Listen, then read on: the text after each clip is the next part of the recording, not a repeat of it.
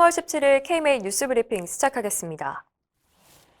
코로나19 4차 유행이 이미 시작됐다는 전문가들의 견해가 나오고 있습니다. 작년 12월 3차 대유행 이후 정부가 5인 이상 모임 금지 등 조치를 내놓자 확산세가 줄긴 했지만 여전히 하루 확진자 수가 거의 한 달째 300명 아래로 떨어지지 않고 있습니다. 가천의대 정재훈 교수는 백신 접종이 시작되고 확진자 수가 정체되니까 상황이 안정된 것처럼 보일 수 있지만 아직 경계를 늦출 수 없는 상황이라고 말했습니다. 이달 중순부터 날씨가 풀리면서 그동안 실내에 머물던 사람들이 밖으로 쏟아져 나오면 대규모 확산은 시간 문제라는 지적입니다. 한림의대 이재갑 교수도 4차 유행은 이미 시작됐다며 본격적인 백신 접종은 2분기나 돼야 진행되는 만큼 상황이 악화하지 않도록 다 함께 노력해야 한다고 강조했습니다. 감염에 취약한 요양기관의 백신 접종률이 예상보다 낮을 것으로 보여서 우려되고 있습니다. 정부는 다음 주부터 요양병원과 요양시설 입소자와 종사자 약 37만 6천 명을 대상으로 아스트라제네카 백신 접종을 실시할 예정인데 접종 동의율은 60에서 80% 안팎에 불과한 것으로 나타났습니다. 요양병원협회에 따르면 현재 요양원의 접종 동의율은 70% 정도이고 요양병원은 이보다 더 낮습니다. 백신 접종 후 부작용과 사망 사례가 잇따르면서 불안감이 높아진 탓으로 보이는데요. 정부가 접종 일정을 무리하게 고집하지 말고 의사가 환자 상태에 따라 접종 일정을 조율할 수 있도록 해야 한다는 목소리가 나오고 있습니다. 제41대 대한의사협회장 선거 전자투표가 시작됐습니다. 오늘 오전 8시부터 시작된 전자투표는 이번 주 금요일 19일 오후 6시까지 진행됩니다.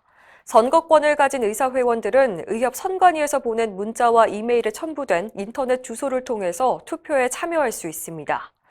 개표는 19일 이번 주 금요일 오후 7시에 하는데요. 과반수 득표자가 나오지 않으면 1, 2위 간의 결선 투표를 일주일 뒤인 26일에 실시합니다. 이번 선거 유권자는 총 47,885명입니다. 정부가 공공의료를 확대한다는 명목으로 의대 신설을 밀어붙여서 의료계와 마찰을 빚고 있죠. 그런데 공공의사를 양성하는 제도가 이미 있는데도 그걸 제대로 운영할 생각은 하지 않고 있다는 비판이 나오고 있습니다.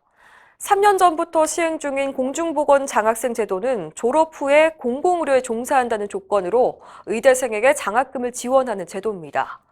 하지만 지원자는 손에 꼽을 정도로 적습니다. 총 20명이 정원인데 2019년엔 6명, 작년엔 3명이 지원한 게 전부입니다. 공공의료에 종사하는 의사에 대한 처우가 너무 낮기 때문인데요. 실제로 의사들이 공공의료기관 근무를 기피하는 이유를 묻는 설문조사 결과 낮은 연봉과 고용 불안이라는 응답이 60%에 달했습니다.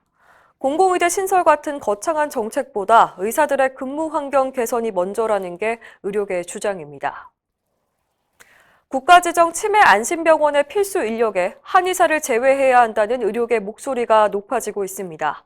대한신경과의사회와 신경과학회, 대한치매학회, 대한개원의협의회는 어제 보건복지부에 탄원서를 보내서 치매관리법 개정안을 철회하라고 촉구했습니다.